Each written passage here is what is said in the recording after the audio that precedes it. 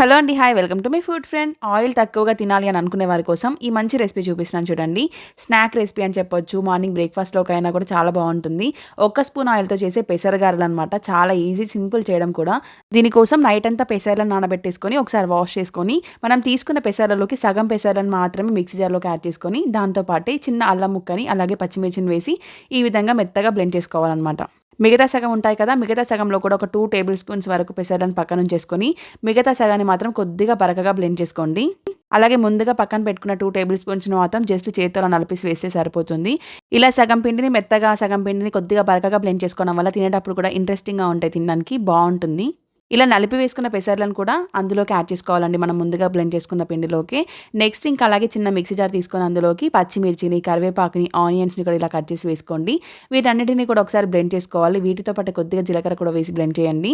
ఇలా బ్లెండ్ చేసుకున్న ఉల్లిపాయ పేస్ట్‌ని మనం ముందుగా బ్లెండ్ చేసుకున్న పెసర్లలోకి యాడ్ చేసుకొని, అంతే టేస్ట్‌కి తగినంత సాల్ట్‌ని కూడా యాడ్ చేసుకొని, వాటర్ ఎక్కడ కూడా కలపకుండా చేత్తోనే అంతా ఒకసారి మంచిగా కలిపేసుకోండి.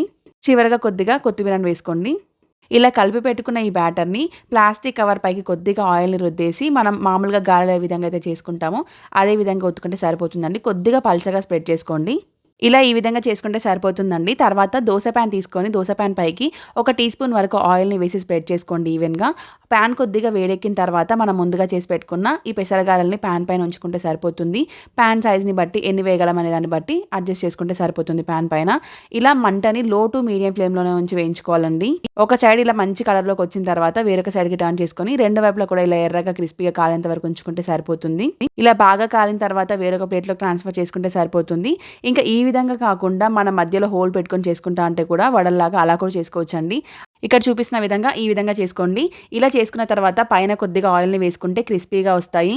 వీటిని కూడా మంటని మీడియం నుంచి లో ఫ్లేమ్ మధ్యలో ఉంచేసుకొని ఫ్రై చేసుకుంటే సరిపోతుందండి. ఇలా మంచిగా కలర్‌లోకి వేగిన తర్వాత తీసి సర్వ్ చేసుకుంటే సూపర్‌గా ఉంటాయి టేస్ట్ అయితే. పల్లి చట్నీతో ఎంజాయ్ చేయొచ్చు, కొబ్బరి చట్నీతో ఎంజాయ్ చేయొచ్చు, లాస్ట్‌కి టమాటో సాస్‌తో కూడా చాలా బావుంటాయి. మరి హెల్తీ రెసిపీ మీకు నచ్చినట్లయితే మన ఛానెల్‌ని సబ్స్క్రైబ్ చేసుకోండి ఫ్రెండ్స్.